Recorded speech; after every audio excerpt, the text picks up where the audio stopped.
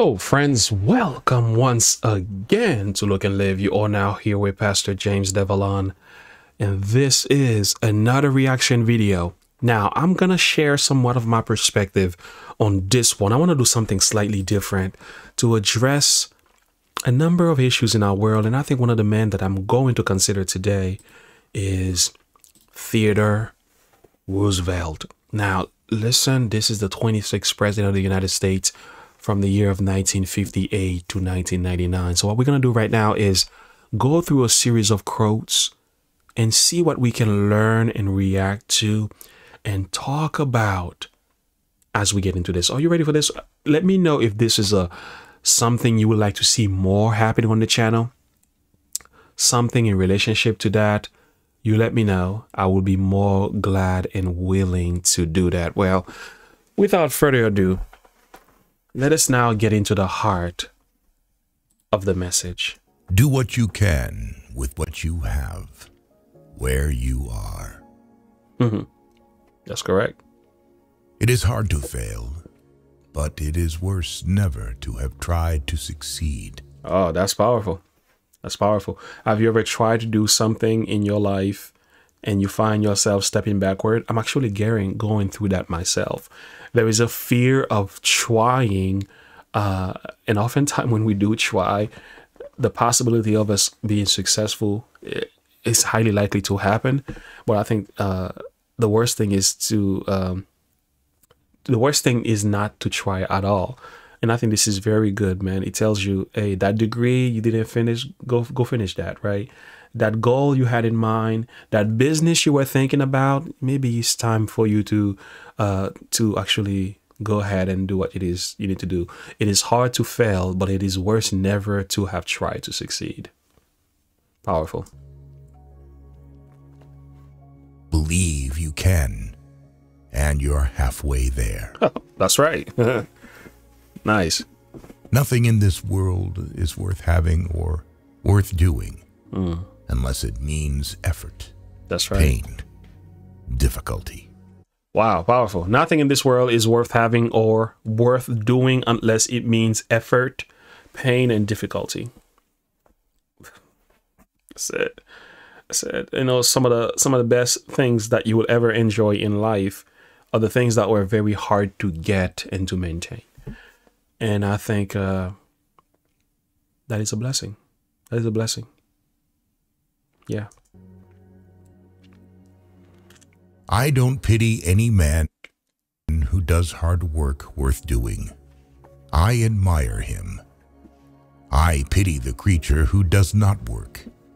At whichever end of the social scale he may regard himself as being. Whoa. That's a dagger. Some people would have a serious issue with that in our culture today. But it is true. Some of us who like to take on this victim mentality, it's like, I pity you, man. I pity you because you think your circumstance has a lot to do with the decisions that you make today to make yourself a better person. Yeah, some of us have more hurdles to jump over than many others. Some of us were not all raised with a silver spoon. I get it.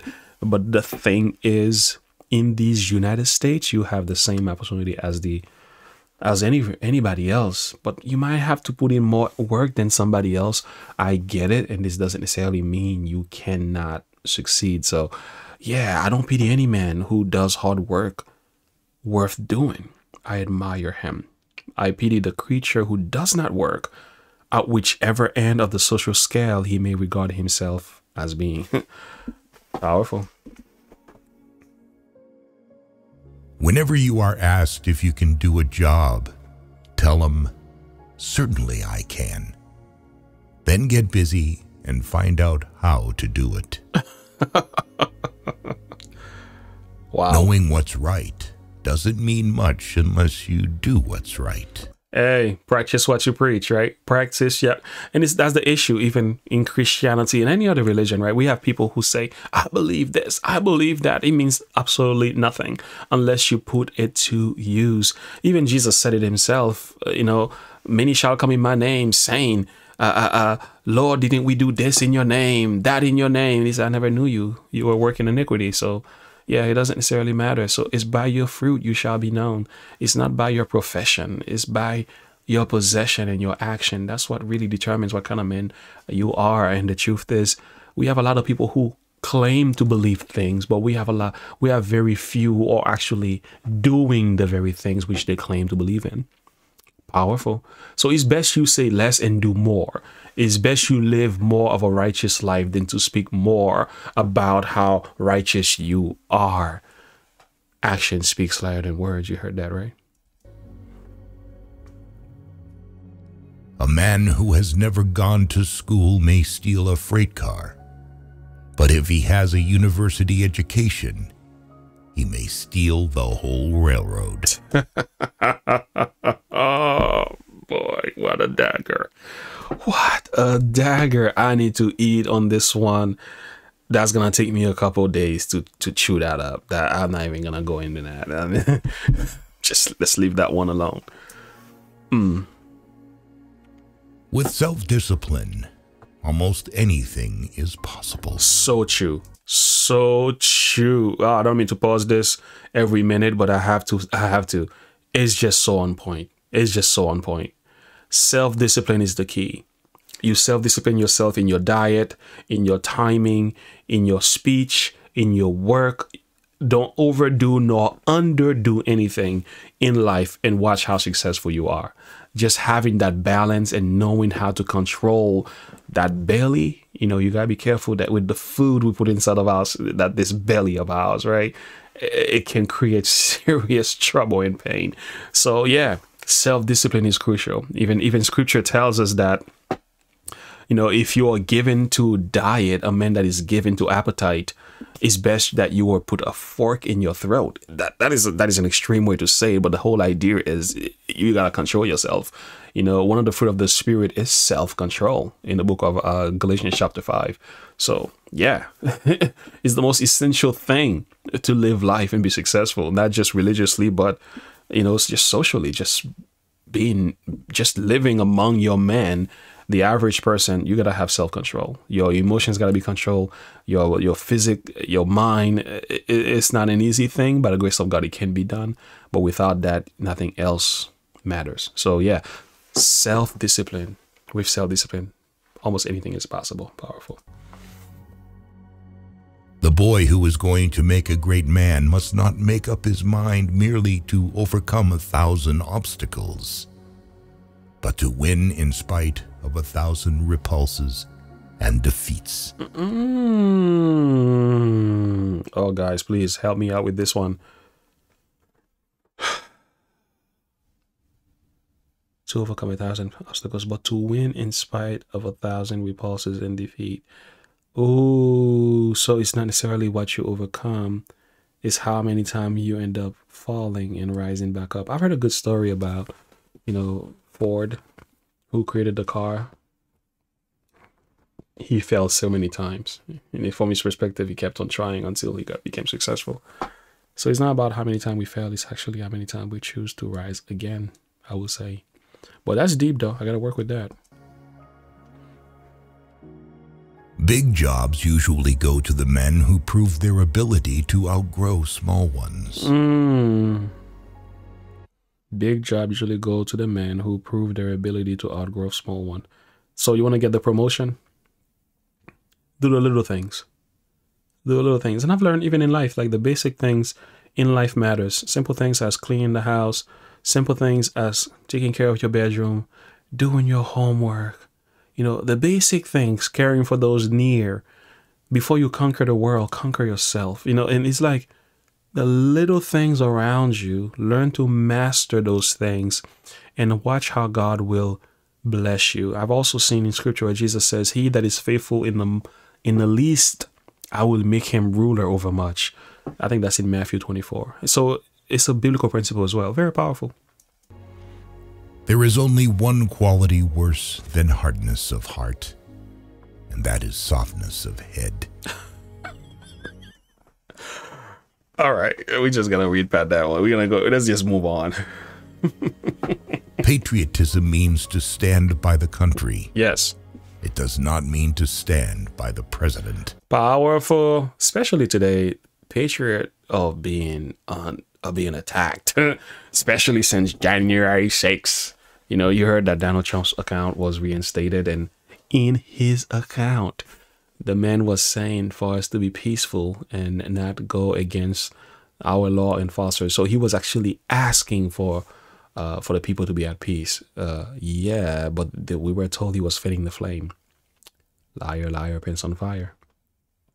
But the thing is, nothing wrong with being a patriot in this country. Without patriots, we can't even do. They fight our wars. They stand firm and they speak their minds on many issues. They love their country. We don't have to agree with the president on every issue, but you have to love the United States enough to work with the president to, to counsel, even to protest when you need to.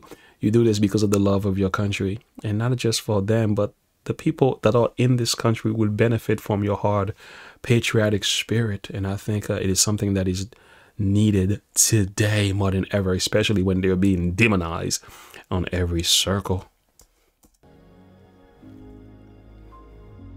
Courage is not having the strength to go on. It is going on when you don't have the strength.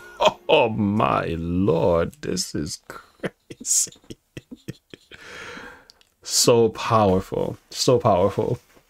I think of Isaiah 41 verse 10, one of my favorite verses in the Bible, where he says, fear thou not, for I am with thee. Be not dismayed, for I am your God. I will strengthen thee, yea, I will help thee, yea, I will uphold thee with the right hand of my righteousness. Yeah, there's strength in God to keep us to go on, even when we no longer have the strength. It's amazing what you can do when you are determined. Sometimes no obstacles will stand in your way, especially when your faith is in God.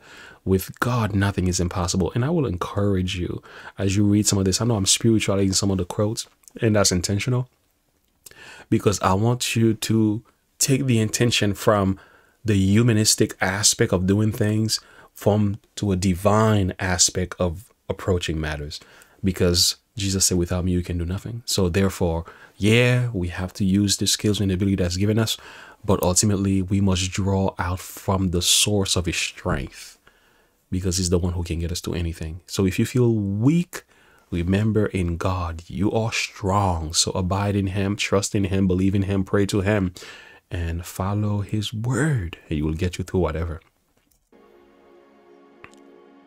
In any moment of decision, the best thing you can do is the right thing. The next best thing is the wrong thing.